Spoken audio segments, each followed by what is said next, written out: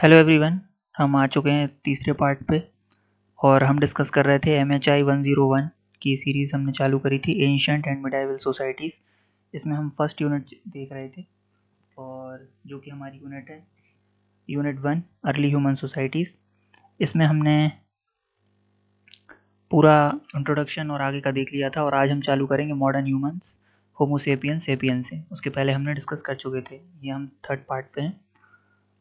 The fully modern humans homo sapiens sapiens meaning the thinking humans. अब ये जो होमो sapiens है वो एक ऐसी प्रजाति थी जो सोच सकती थी, जो चीज़ों को समझ सकती थी। Are present in the Klasies river mouth caves in South Africa from 1,20,000। देखिए, हो सकता है कि प्रोनाउंसिएशन ऊपर नीचे हो जाए तो उसके लिए माफ़ी चाहूँगा। फिर से मैं बोलूँगा ये चीज़, नहीं तो काफ़ी लोगों को आप लोग को ये शिकायत है कि मैं प्रोनाउंसिएशन सही नहीं कर रहा हूँ। तो अगर कुछ आपको लगता है तो आप गूगल कर सकते हैं। 60,000 years ago, theories based on DNA also support the idea of the African origin of humans about 2 lakh years ago. They appeared in the West Asia around 90,000 years ago. तो हम ये देख सकते हैं कि जो हमारे एंसेस्टर्स थे, जो होमो इरेक्टस थे और होमो सेपियंस थे, जो धीरे धीरे डेवलपमेंट हुआ, इन्वॉल्वमेंट हुआ, कुछ निएंडरथल्स थे, तो ये सारे अलग अलग जगह से आते हैं। और अलग अलग जगह से आने के बाद हुआ ये कि इन लोग कुछ कुछ जगहों पर इन लोगों ने माइग्रेट भी किया, तो ये अलग अलग जगहों पर पाए जाते हैं। ये डीएनए मैच होता है, उससे हमें जानकारी मिलती है और कितने पुराने हैं, और ये आप डेटा देख ही सकते हैं इसमें। अर्लियर आर एंसेस्टर्स, और जो इम्पोर्टेंट है वो मैंने टिक मार्क करा हुआ है। Earlier our ancestors like the Homo erectus and the Neanderthals had colonised areas of Africa, South East Asia, China and Europe. इस जगह पर होमो इरेक्टस और निएंडरथल्स, ये जो एक तरीके से स्पीशीज़ थी, वो यहाँ पर रह रही थी और एक अच्छी संख्या में रह रही थी और प्रॉपर अपना एरिया डेवलप करे हुई थी। There were plenty of places in the globe where they had not reached. अब बहुत सारी ऐसी जगह हैं जहाँ पर वो लोग नहीं पहुँचे। Siberia, Australia and the whole vast breath of the Americas remained untouched. बहुत सारी जगह तो उन लोगों ने छुई तक नहीं, मतलब गए ही नहीं है, वो एक जगह तक सीमित रहेगा, कुछ कुछ जगह पर गए। मोस्ट एरिया है ये अपना Africa, Asia, China, Europe. Modern humans, through their greater adaptability to climate, manage to colonize every part of the globe where it is possible for humans to live. Moving out of Africa about 1,20,000 years ago, they had reached Australia 60,000 years ago and America about 20,000 years ago. Many scholars believe that differences in skin color and body size belong to this age. अब देखा जाए तो अलग अलग area के हिसाब से किसी का बॉडी साइज़ कुछ नाटा है, कोई लंबा है, कोई मोटा है, किसी का स्किन कलर अलग है, तो ये सब चीज़ें देखने मिली हैं। Modern human seems to have introduced a range of innovations which are unique to humans. अब देखा जाए तो होमो सेपियंस ऐसी थी प्रजाति जो कि बहुत अलग से लोगों ने इनोवेशन करना चालू करे। प्रॉपर सेटलमेंट थे, सोचते समझते थे और किनशिप को भी फॉलो करा है। किनशिप क्या है मैं आपको आगे बताऊंगा। Some of these advances were art, paintings and Lascaux. अब पेंटिंग करते थे वो, और घोड़े के, मतलब इस तरीके से देखा जाए तो ivory horse from Vogelherd Germany, invention of new tools and tailored clothes.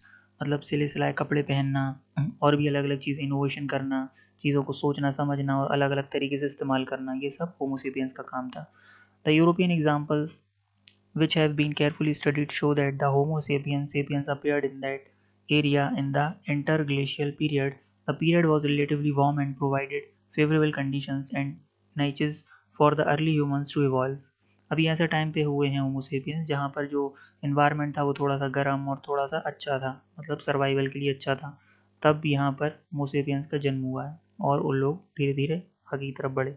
These humans were carrying the knowledge acquired by their ancestors. उनके पास नॉलेज भी था जो उन्होंने अपने ancestor से लिया हुआ था. They controlled fire and built shelters for themselves. वो अपने जो आग को कंट्रोल करना सीख गए थे, किस तरीके से बुझाना है, किस तरीके से जलाना है, और साथ ही साथ वो घर मकान बनाना सीख गए थे. These innovations gave them the flexibility to colonize new areas by adapting to changing conditions. और वो धीरे धीरे ये सीख गए थे कि समय के साथ किस तरीके से जो क्लाइमेटिक कंडीशन है उसके साथ हमें सर्वाइव करना है, किस टाइम पे क्या कपड़े पहनने, क्लाइमेटिक और सीजनल, ये सब चीज़ें उनको समझ में आने लगी थी. With their improved weapons they were able to hunt down big game and exploit marine resources. अब उनको ये भी दिमाग था कि किस तरीके से उनको टूल्स बनाने हैं और वेपन्स बनाने हैं, उस तरीके से उनको इस्तेमाल करके वो बड़ी-बड़ी जगहों पर खुदाई वगैरह करना, जो मरीन रिसोर्सेज़ है, पानी के अंदर जो रिसोर्सेज़ हैं उनका इस्तेमाल करना और साथ ही साथ बड़े जानवरों को मारना और उनकी खाल से अपने कपड़े बनाना और भी बहुत सारी चीज़ें वो धीरे-धीरे चीज़ों को सीख रहे थे। All this indicates that by this time culture and acquired knowledge begin to outpace simple biological adaptations, और धीरे-धीरे कल वो बायोलॉजिकल एडेप्शन कर रहे थे। How are humans different from animals? अब जानवर और इंसान किस तरीके से अलग अलग हो सकते हैं, तो इसमें 5-6 पॉइंट दिए हुए हैं। तो पहला है human makes tools and eat uncooked as well as cooked food. तो जो इंसान होते हैं वो खाने को पका के खाते हैं, कुछ कच्चा खाते हैं और कुछ कच्चा खाते हैं और कुछ पका हुआ खाते हैं। दूसरा, humans have a large kinship system consisting of relatives bye decent and marriages. अब जो इंसान होते हैं वो आपस में रिलेशन बनाते हैं, शादी करते हैं, उनके बहुत सारे रिश्तेदार होते हैं, चाचा चाची, फूफा फूफी, मौसा मौसी, तो ये सब उनके में होता है। This means that unlike other animals they have added social relationship to biological relationship in the web of kinship. इसमें देखा जाए तो किनशिप में ये होता है कि बहुत सारे लोग रिलेटिव्स रिलेशन बनाते हैं, पर जानवरों में ऐसा नहीं होता। जानवर कभी रिश्तेदार नहीं बनाते हैं। जानवरों में आपको किसी गाय का, किसी उसका भेड़ बकरियों का कोई दादा दादी, नाना नानी, चाचा चाची, मौसा मौसी ऐसा रिलेशन नहीं रहेगा। पर इंसानों में ऐसा रहता है, इंसानों में प्रॉपर लोग अपने रिश्ते बनाते हैं। ह्यूमन, अब तीसरा है इस point, humans barter and exchange with other human communities, और इंसान आपस में लेन देन भी करते हैं। अब जो जानवर हैं जैसे गाय हैं, डॉग्स हैं और भी अदर जानवर हैं, वो आपस में लेन देन का काम नहीं करते, उनको जो मिल गया वो खा लिया।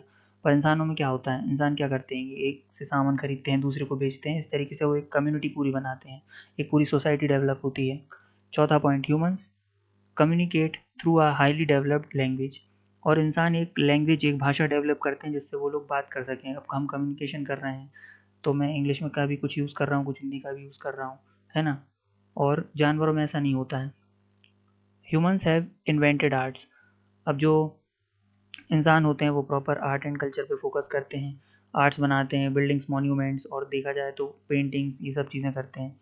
Sixth, human communities grow food, और जो मेन चीज़ है वो है कि इंसान अपना खाना उगाते हैं। दूसरे जानवरों को अगर देखेंगे आप तो वो लोग क्या करते हैं, वो लोग को खाना मिल जाता है, वो लोग डिपेंडेंट रहते हैं एक दूसरे पर इंसान अपना खाना खुद उगाते हैं और खाते हैं। ठीक है। We shall try to trace the acquisition of these characteristics by our ancestors. Our reading of the past suggests that these characteristics were acquired in different periods of history. The other equally interesting fact is that the changes were not incremental in nature. There were large periods of very slow development followed by a period of rapid development. अब यहाँ पर हम देखेंगे invention of tools and discovery of fire, किस तरीके से tools और discovery of fire ये सब इनोवेट हुए।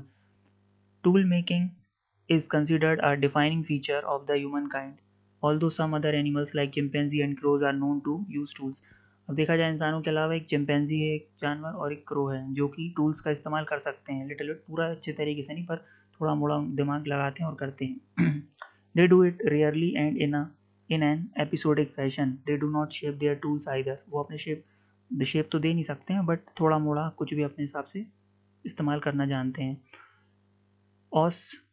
ऑस्ट्रेलोपिथेसीन्स were probably the first tool makers, ये वो प्रजाति मानी जाती है जिन्होंने सबसे पहले टूल्स को बनाया। The earlier tools might have been made of bones और वुड, और जो पहले टूल्स बनाए जाते थे वो जानवरों की हड्डियों से और लकड़ी से बनाए जाते थे। They have not survive to present. The earlier tools were probably made by women to make gathering more efficient. अब क्या होता था, पहले के जो टूल्स थे वो महिलाओं के द्वारा बनाए जाते थे ताकि उससे वो खाना इकट्ठा करने में उनको आसानी हो और बहुत अच्छे तरीके से इकट्ठे हो सके। In addition women devised containers to facilitate the transportation of gathered food and for howling infants during gathering, और वो इकट्ठा करते थे बहुत सारा और ट्रांसपोर्टेशन में भी हेल्प करती थी फीमेल्स।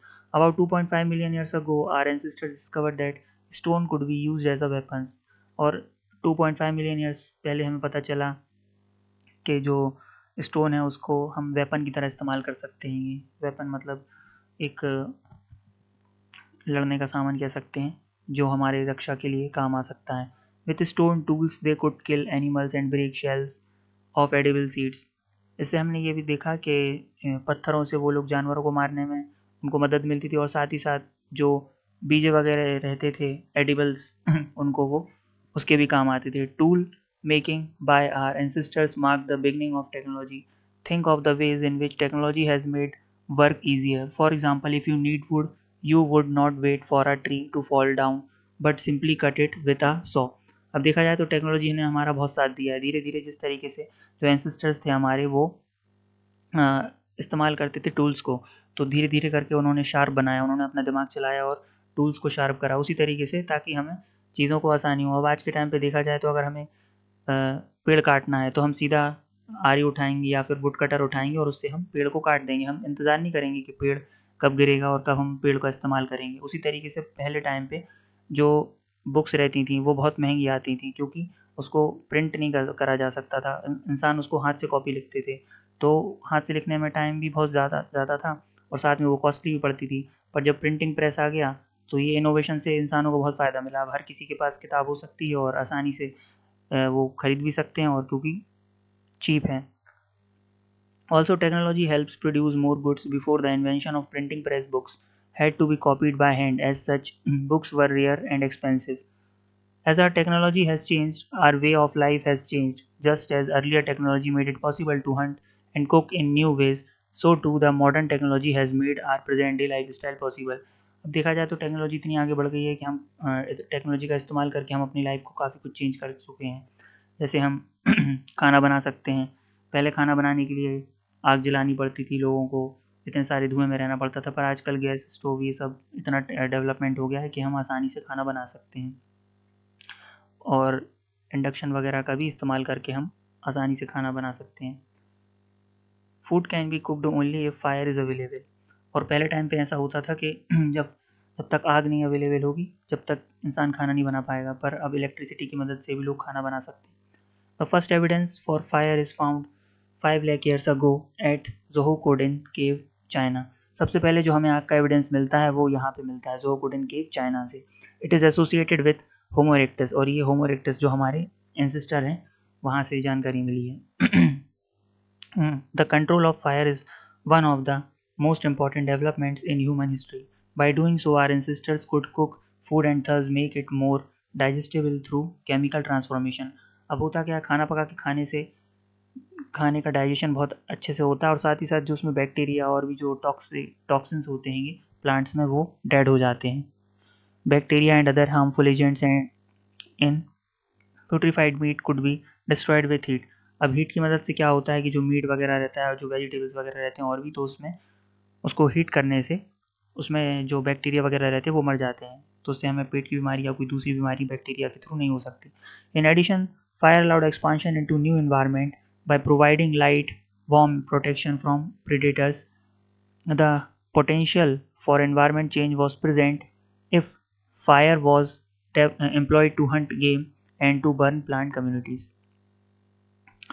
तो दोस्तों यहाँ तक था हमारा आज का लेक्चर। अब इसके बाद का हम अगली वीडियो में देखेंगे। Thank you.